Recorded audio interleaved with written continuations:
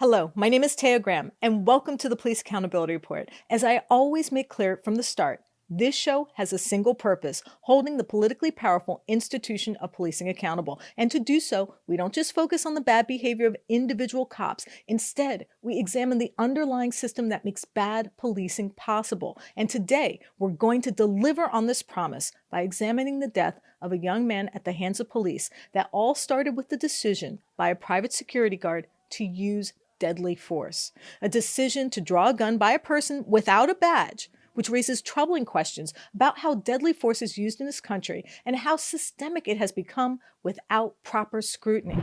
But before I get started, I want you watching to know that if you have evidence of police misconduct, please email it to us privately at par@therealnews.com and we might be able to investigate for you. And of course, you can always message me directly at Taya's Baltimore on Facebook or Twitter. And please like, share, and comment on our videos. It really does help us, and you know I read your comments and appreciate them. Now, as you know, this show has continued to cover a phenomenon that the mainstream media often ignores: over-policing in rural communities. It's a topic that we discuss often because of the work of many activists and citizen journalists who expose the excesses of police in small communities across the country, and it is often overlooked. That's why when a viewer reached out to us about the shooting and killing of his son by police in Butte, California, we gave him the chance to share his story.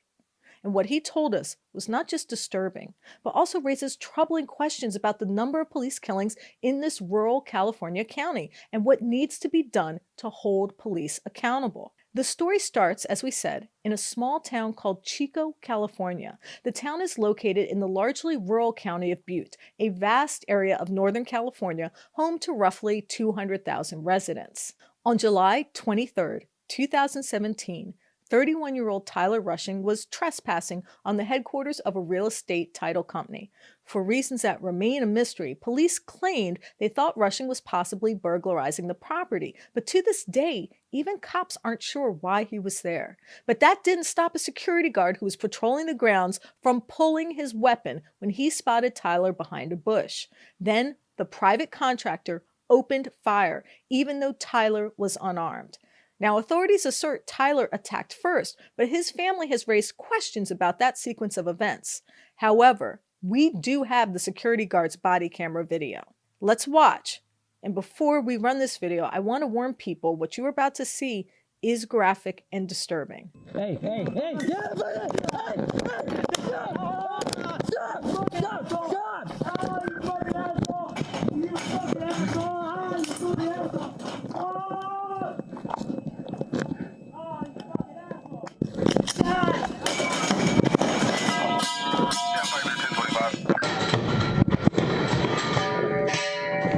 The bullet hit Tyler in the chest, severely wounding him, but his ordeal did not end there.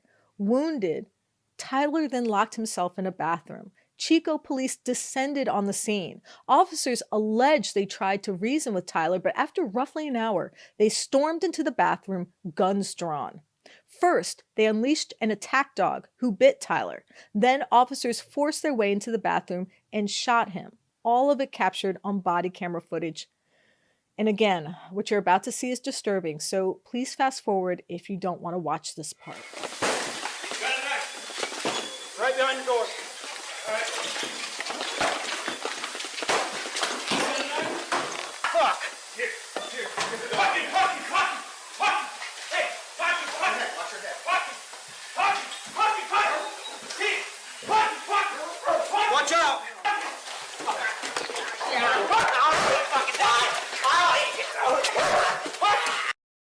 One officer shot Tyler in the throat. Another officer shot him in the back of the head.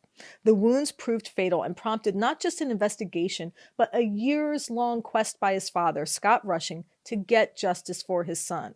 But before I talk to him, I want to delve into some of the details of the case. And for that, I'm joined by my reporting partner, Stephen Janus. Stephen, Thank you for joining me. Thanks for having me, Terry. I appreciate it. Now, first, what I need to know is what are the rules and regulations surrounding a security guard in California?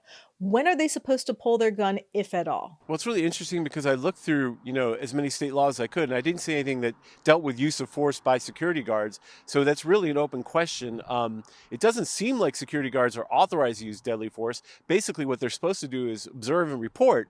But, I can't say for sure, but still really seems like an unusual position for a security guard to take and a usual action for them to take. Now, Stephen, you reviewed all the investigative reports and court filings regarding the case. What have you learned? Well, what was really disturbing to me was the report by a federal judge about when he ruled against Scott Rushing and his family in a lawsuit trying to hold the officers accountable. His accounting was just so contradictory to what I saw in the body cam footage. He lauded these officers as fine public servants. And when I watch the body cam footage, I can't reconcile the two. And I think this is demonstrative of the problems that families have when they're trying to hold police accountable, and that the federal courts really seem to side with the officers no matter what they do. So, Stephen, Butte is a sparsely populated rural county with only 200,000 residents, but there have been a lot of police shootings. Can you talk about that? Well, we're going to learn later how many shootings there have been, but, it was interesting. Just when I was working on this story, the family of Desmond Phillips contacted me because a couple months prior to the shooting of Tyler Rushing,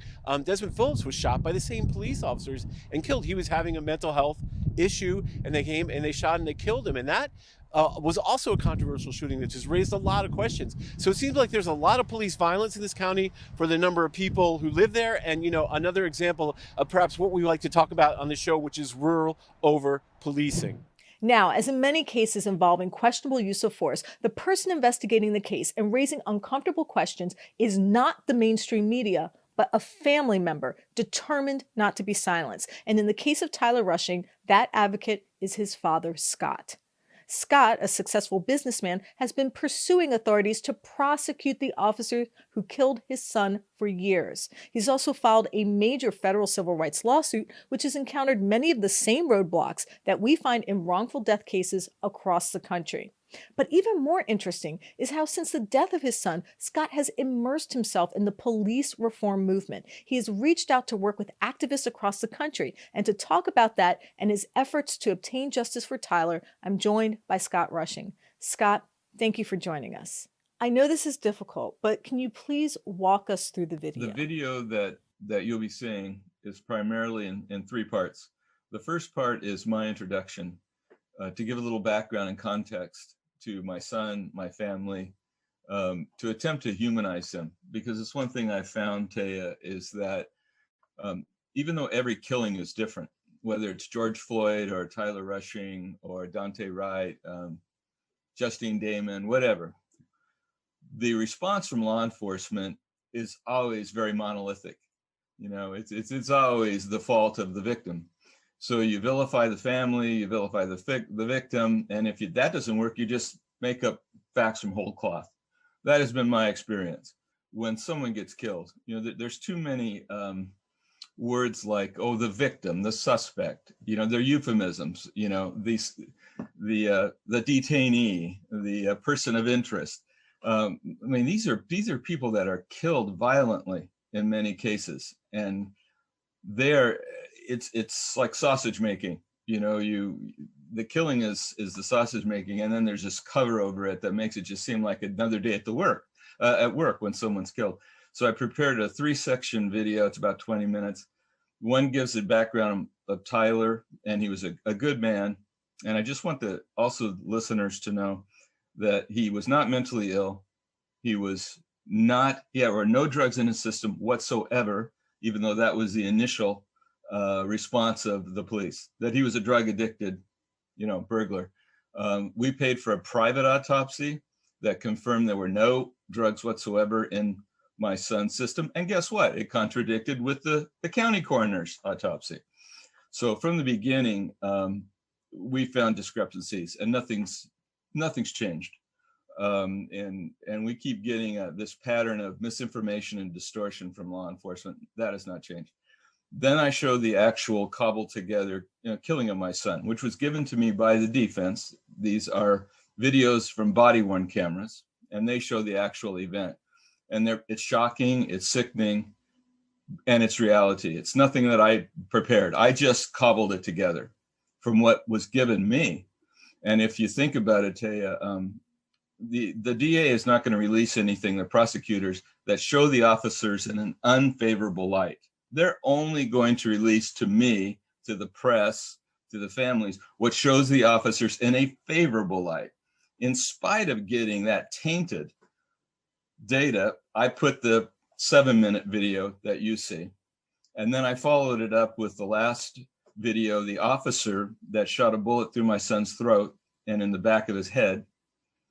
That officer was caught strangling a 24-year-old suspect in the back of his police car. He was handcuffed behind him. He was seatbelted in the car, and the officer reached in and strangled the suspect. That was the officer that put 2 bullets through my son 17 days earlier. So how did this chain of events happen? I know a guard started the incident, and then later your son was attacked by K-9 and then shot twice. What happened? It's an odd series of events. We really actually don't know the whole story, Taya, because the only civilian witness to my son's killing was my son. The only people now who can testify and share the story happen to be the guard and the officers, the defendants. So right there, we're not getting the full story. It's a very biased, one-sided story. But to answer your question simply, my son is an alleged burglar, that he was burglaring a commercial building about 10 p.m. on a Sunday evening, July 23rd, 2017. My son had no criminal record, by the way, except for a couple traffic tickets. And I've had 3 since my son was killed. So he had no criminal record. And allegedly, he was robbing a commercial building, broken in, and was stealing office supplies and food. We're not sure exactly what he was doing, but he was confronted on the patio, a darkened patio of the building, by an armed security guard, 23-year-old armed security guard, who had a 9mm full of hollow point bullets. This officer, security guard, came through the bushes, through a fence, with his gun out, and there was an interaction, which you can see on the film, between my son and the gunman. I say my son was trying self-defense, was trying to knock the gun. The gunman said, "Oh, I was looking for a burglar, and this guy jumped me and I shot him." So there's a contradiction right there. And the guard, you'll see, shot my son right through the chest, almost point blank. My son then, the guard kept shooting too, by the way, which is, you'll see on the film, just firing wildly into the bushes. The guard never announced himself. The guard was violating all state protocol for the leeways and jurisdiction that he has as a guard. In the state of California, a guard can only observe and report an incident. So if there's someone who breaks in, the guard goes around the building, the guard's supposed to stay in his car, safe, or in a bush, behind a tree, whatever, and call the police. That's the protocol. You observe and report. So I put myself in my son's position. If somebody's coming in at you out of the dark with a gun and you don't know who it is, and you're in a patio, it's fenced, you can't run, you get shot in the back. You can give up. I'm not going to give up to a gunman who comes at me at night, or you can try to defend yourself. That's my argument, that my son was unsuccessful in defending himself. The guard shot him through the throat, through the chest, I'm sorry. First shot was about where you would pledge allegiance, right over the heart. It didn't kill my son. So he went inside the building that he was allegedly burgling, and he went to the bathroom. And he locked himself in the bathroom, as far as we know, for about 45 minutes. During that time, the police department and all the accompanying the EMTs, the other people started showing up the scene. And my son was bleeding to death in this bathroom, small bathroom. There's pictures of it, you will see. They tried to talk him out of it. They were unsuccessful talking my son out. And no one will know why, because my son, is dead, and he was unable to communicate with the officers. But 45 minutes later, as soon as a canine arrived, a Belgian Malinois, which you'll see pictures of the jaws, The officers then, once the dog got there, they decided to break into this bathroom and give my son medical assistance to help save my son from the shot that he received from the guard. Because at that time, my son was just a suspect. Nobody had any idea if he was a burglar, a passerby, a good Samaritan, what he was doing there, helping some homeless people get food. No one really knew. Nevertheless, he'd received a bullet. He's in this bathroom. So the sergeant in charge decides, we're going to save this young man. That's his story. So as soon as the canine arrives, they break the door open. The first one in is the dog. So if you can imagine, you'll hear the dog whining and barking. If my son were able to hear through the door, he would have heard a dog. So you got the sergeant saying, hey, come on out, buddy. Everything's fine. We'll treat you. I want to get you help. And then you have this dog going crazy, whining and barking. Would have scared the heck out of any person. So they break the door open. The dog goes in first. From there, it's chaos. You can see in the film. My son resists. He does resist arrest, and you'll see it. My argument is most young men who are attacked by a canine are going to resist arrest, especially with a canine with huge jaws between your legs. And this dog had his jaws between my son's chest and my son's testicles. And it was all over my son. Now, I don't know of one human being that could be calm and could comply when you got officers yelling at you, a dog whining and biting you off leash. The canine handler let it go off leash. And the canine handler grabbed my son. The other officer put the gun to my son's throat, hit him right below the Adam's apple, fired. That went through my son's back. So my son now had 2 shots, through the chest, through the throat. And then you go and see it on the film because it conveniently was not recorded that the sergeant in charge fired a 3rd shot in the back of my son's head, which I think you'll see a picture of, a still photo that I sent your team. So he got a 3rd shot at ear level in the back of his head at close contact range. The sergeant who did the 2 shots is the strangling sergeant, by the way. So my son was bitten by the dog. He was choked by the sergeant. He was shot in the throat. He was shot in the back of the head in the space of just a few seconds. And when he was prone on the floor, and you'll see that in the photos, one of the officers grabbed a taser and tased my son. So he got 50,000 volts while he was laying in his bleeding to death, 3 bullet holes, choked, bitten. He got tased. Then they roughly jumped him, handcuffed him, dragged him out, and the EMTs were not able to save my son. And he was dead at the scene. That's the short story. From there, I received I was notified that my son had been killed in an interaction with the police department. We live about 500 miles from the city where he was killed, which is Chico, California, where there's a state university. We live in Southern California. The city's in Northern California. So the coroners came to my door. I got a knock on the door and, your son's dead. Out of nowhere. So it's been 3.5 years of a nightmare, I tell you, trying to get the facts. But that's the short story. My son was supposedly a drug-affected, out-of-control young man, burglarizing a building, attacked a guard, attacked the police. Therefore, his killing was justified and all officers exonerated. I hate to ask you this, but did they charge your son with a crime? No, they never did. He was still a suspect. One of the side, facts, and there's hundreds of them, was no one saw my son in the building.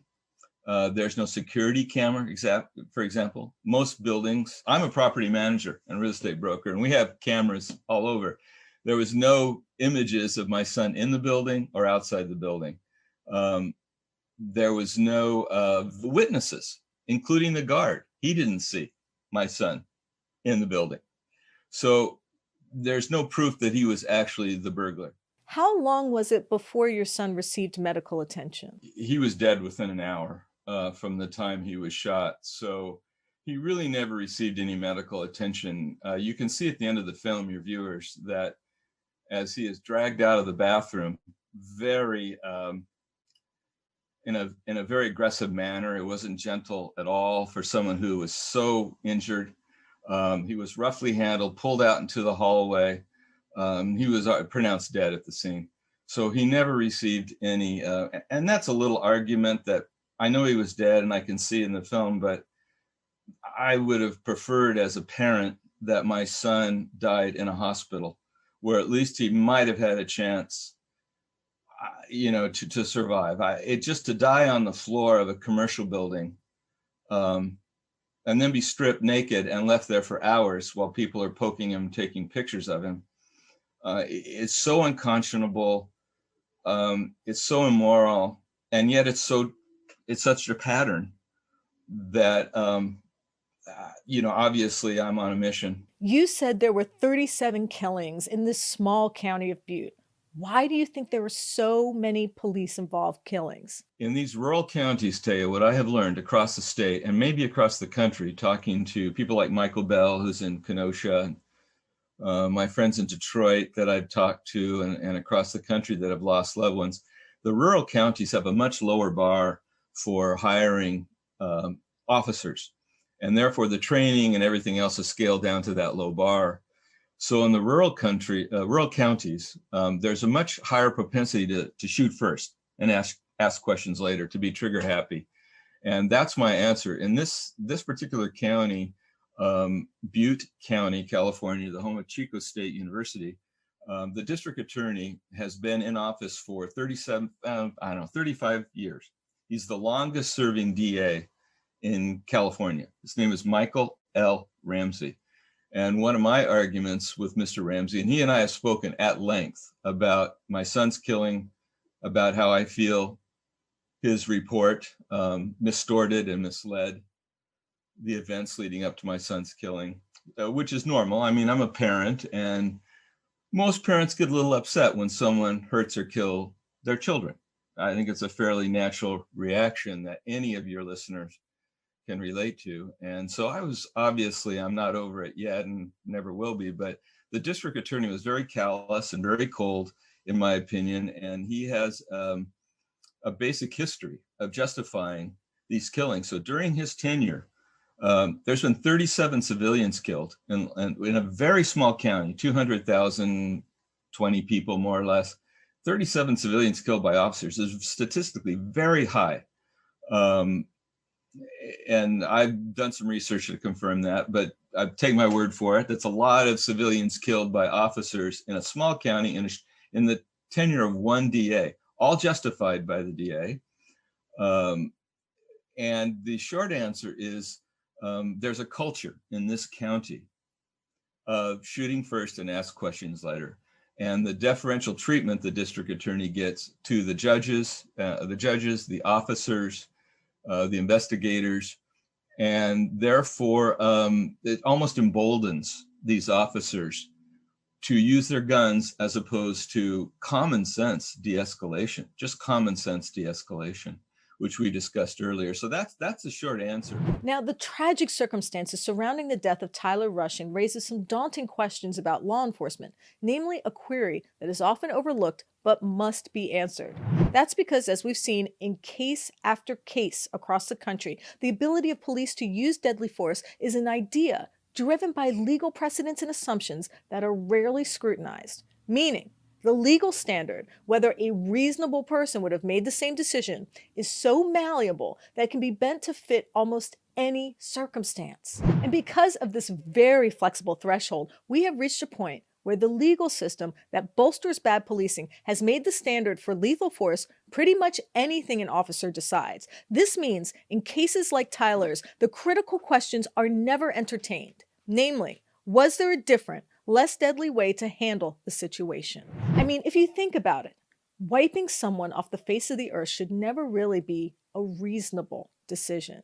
Creating such a subjectively easy standard to buttress an irrevocable act like taking a life should not be so ill-defined. I mean, is it really enough to say that a man or woman's subjective perception of a situation is enough to make such a consequential decision? And what makes this question even more fraught is how often police seem more than capable of showing restraint for reasons that remain unclear.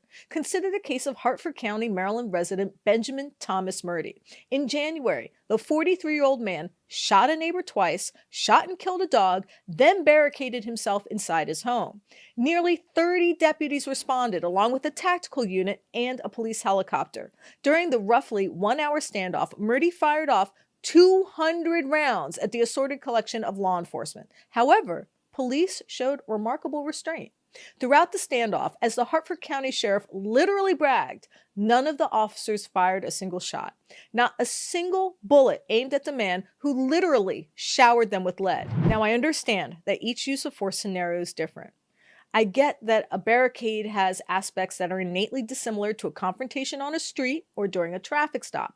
Admittedly, you can't always compare apples to oranges, so to speak, when it comes to deciding if a situation is a lethal threat or an encounter that could be diffused with some creative thinking. But given, as I said before, the irreversible consequences of unleashing a fusillade of bullets, shouldn't we examine and compare these scenarios more carefully? Shouldn't we view the use of force more skeptically, parsing it with the same sense of diligence that police officers inspect a broken taillight or tinted windows or car air fresheners? Don't we owe it to victims like Tyler to make lethal force the last resort, not the first? The point is, America has become all too comfortable with the idea that the use of deadly force by police is inevitable. We've been conditioned by the mainstream media to think that in case after case, there was simply no alternative. And we have been taught by the courts and police propagandists that the decision to take our lives is totally within the purview of the officer and not subject to civilian review or restraint. I mean, think about the implications of that type of power. What society would bestow the ability to be judge, jury, and executioner to a single person? How can a community be safe if it can't question and even define the conditions in which the state can administer the ultimate punishment? Was there an alternative to the use of force we witnessed on the body camera? That's the question Scott Rushing is trying to ask, but has yet remained unanswered. And that is the same question we will continue to ask on this show, no matter how long it takes for us to get that answer. I want to thank Mr. Scott Rushing for sharing his son's tragic story with us and for his tireless work for justice. And of course, I have to thank intrepid journalist Stephen Janus for his writing, his research, his reporting, and his editing on this piece. Thank you, Stephen. Thanks for having me, Tay. I appreciate it. And I want to thank friend of the show, Noli D, for her support. Thanks, Noli D. And I want you watching to know that if you have evidence of police misconduct or brutality, please share it with us and we might be able to investigate for you. Please reach out to us. You can email us tips privately at par@therealnews.com and share your evidence of police misconduct. You can also message us at Police Accountability Report on Facebook or Instagram, or at Eyes on Police on Twitter. And of course, you can always message me directly at Tejas Baltimore on Twitter or Facebook. And of course, I read your YouTube comments and appreciate them. And I try to answer your questions whenever I can. And if you can, please hit the donate link below. My name is Taya Graham, and I'm your host of the Police Accountability Report. Please be safe out there.